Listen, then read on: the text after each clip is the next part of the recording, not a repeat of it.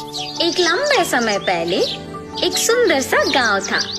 उस गांव में रंगैया और विमला नामक पति पत्नी रहते थे। रंगैया को उसके पिता का दिया हुआ एक खेत था। वो उसी में खेती करके फसल उगाता था। वो एक सुनहरा गर्मी का मौसम था। उसका फसल खेत में ही था, इसीलिए उसने फैसला किया कि फसल को जब तक खेत से नहीं निकालेगा तब तक वो खेत में ही सो जाएगा। विमला, विमला। हाँ जी, क्या हुआ? आज से जब तक फसल मेरे हाथ में नहीं आएगा ना, तब तक मैं खेत में ही सो जाऊंगा। ठीक है जी, ख्याल रखिए। ऐसे रंगैया उसके खेत में सोने जाता है। गर्मी की मौसम होने पर खेत में ठंडी हवा चल रही थी और वो आराम से सोता है। आधी रात को अचानक पायल की आवाज सुनाई देने पर वो जाग उठता है। चारों ओर देखता है और कोई ना दिखने पर वापस सो जाता है। थोड़ी देर में वापस उसे पायल की आवाज सुनाई देने पर डर के मारे जाग उठता है। हाँ, यहाँ तो कोई नहीं है, तो फिर ये पायल की आवाज कहाँ से आ रही है? ऐसे जब चारों ओर देखता रहता है तो पायल की आवाज फिर सुनाई देती है। तब उसे एक परछाई पीछे दिखती है तो उस तरफ मुड़ता है। दिखने में भयानक एक भूत उसके सामने आके खड़ी हो जाती है। उसे देख बाप रे, भूत भूत! ऐसे डर के मारे चिल्लाते हुए बिना पीछे मुड़े घर की ओर भागने लगता है। वो भूत सिर्फ आधे रास्ते तक उसका पीछा करती है। जल्दी से भाग के घर पहुंच जाता है। विमला, विमला, जल्दी दरवाजा खोलो, भूत मेरा पीछा कर रही है। ऐसे जोर से दरवाजा खड़खड़ाता है। अपने पति की आवाज सुनकर विमला जल्दी से दरवाजा खोलती है। तुरंत रंगैया अंदर आके दरवाजा बंद करके कांपने लगता है। क्या हुआ जी, क्यों डर रहे हो? तब वो जो भी हुआ उसे बताता है। भूत क्या सच में होता है जी? आप नींद में खुद की परछाई देख डर गए होंगे। कुछ मत सोचिए और सो जाइए। ये कह के चली जाती है। उसकी पत्नी उसके बातों का यकीन ना करने पर वो कुछ नहीं कह पाता है और चुप रह जाता है। क्या मेरी पत्नी सही थी? मैं क्या अपने ही परछाई से डर गया? लेकिन मैंने तो उस भूत को मेरे सामने खड़े होते देखा है। ऐसे सोए बिना पूरी रात सोचते ही रहता है।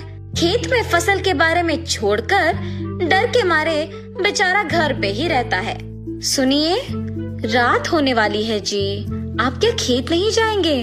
अगर मैं अपनी पत्नी से कहूँगा कि मुझे खेत जाने से डर लग रहा है तो न जाने वो मेरे बारे में क्या सोचेगी। उस खेत में अगर सच में ही भूत है तो भी मैं नहीं डरूंगा, मैं जाके आऊंगा। ऐसे अपनी पत्नी से कह के उसके खेत जाता है।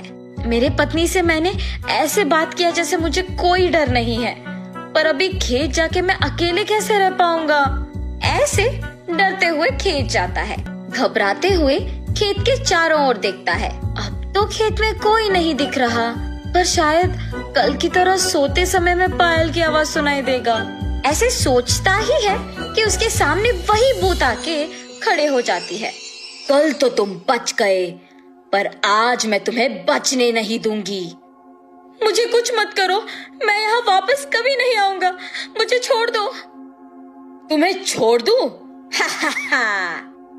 ऐसे जोर से हंस के रंगैया को गायब कर देती है। सुबह हो गया, मेरे पति अब तक लौट के क्यों नहीं आए? ऐसे अपने पति का इंतजार करती रहती है, पर शाम होने के बाद भी जब वो घर नहीं लौट आए, वो सोच में पड़ जाती है। क्या खेत में वाकई भूत है? क्या उसने ही मेरे पति को कुछ कर दिया? नहीं, ऐसे नहीं हो सकता। पर मेरे पति कहाँ गए? मुझे जानना ही होगा। ऐसे सोचते रहती है। आज रात को मैं अपने पहचान के आदमी से खेत का चौकीदारी करने कहूंगी। अगर वो भी लौट के नहीं आया तो फिर इसका हल सोचूंगी। ऐसे फैसला करके विमला अपने पहचान के एक आदमी को खेत की चौकीदारी करने भेजती है। पर जब वो आदमी भी सुबह लौट के नहीं आता है, तब घबरा के सोचने लगती है। क्या मेरे पति की बातों के मुताबिक वहाँ एक भूत है? जिस आदमी को मैंने चौकीदारी करने भेजा, क्या उसको भी भूत ने कुछ कर दिया? अब मैं इस समस्या का हल कैसे ढूंढूंगी? ऐसे सोचकर खेत को जा रही थी जब रास्ते में उसे एक तितली कांटों के बीच फंसे हुए नजर आती है। उसे उन कांटों से आजाद करते ही वो तितली एक देवता के रूप में बदल जाती है और उसके सामने प्रकट होती है।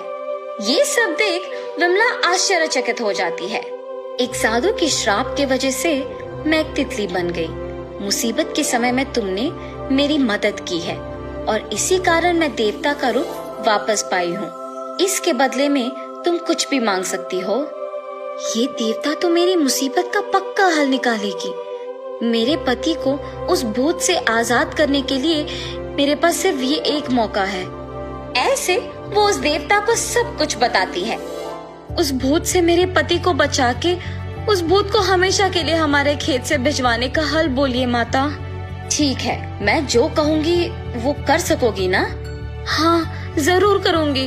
ऐसे कहने पर देवता विमला को एक मंत्र बोलती है। मैंने जो मंत्र कहा है वो तुम्हें उस भूत को देखने के तुरंत बाद अपनी आंखें बंद करके मन में कहना होगा। तब वो भूत तुम्हें छोड़ के चली जाएगी और उस भूत से तुम छुटकारा पा सकोगे। ऐसे कहने पर वो खुशी से अपने खेत जाके रात होने तक वहीं रुकती है। आधी रात को उसे अचानक पायल की आवाज सुनाई देती है। कहीं से तो पायल की आवाज आ रही है। भूत को देखते ही मुझे उस मंत्र को कहना होगा। ऐसे सोचते ही कुछ दूरी में उसे एक परछाई दिखती है। उसी तरफ मुड़ने पर वो भूत उसके सामने आकर खड़े हो जाती है। उस भूत को देखते ही वो अपने मन में उस देवता के द्वारा दिया हुआ मंत्र अपने मन में कहती है। उससे वो भूत गायब हो जाती है। अपने पति के साथ ही वो चौकीदार भी आजाद हो जाते हैं। उस भूत से छुटकारा पाने के लिए सभी विमला का अभिनंदन करते हैं और सभी खुश होकर वहाँ से घर चले जाते हैं। उस खेत से भूत का चले जाने पर रंगैया आराम से खेती करके फसल उगाते हुए खुशी से जीता है।